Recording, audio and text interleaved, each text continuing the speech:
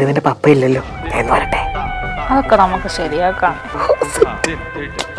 അയ്യോ 4 മണിയായല്ലോ. ഓ അതിനിപ്പ എന്നാ, ഞാൻ പോയി ചായ ഇട്ടിട്ട് വരാം.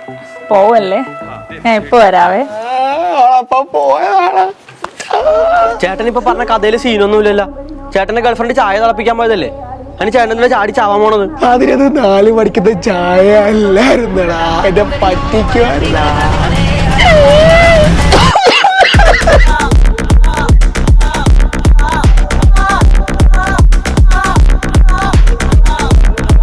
കുട്ടിക്ക് ചെക്കനെ ഇഷ്ടമായോ?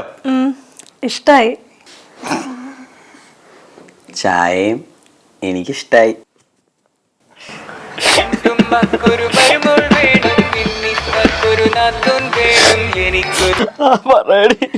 പിന്നെ വീട്ടിലെ കുറച്ച് ഗസ്റ്റ് വരുന്നുണ്ട്, നീ ഇനി ഫോണിലേക്കെങ്ങും വിളിച്ചേക്കല്ല് കേട്ടോ.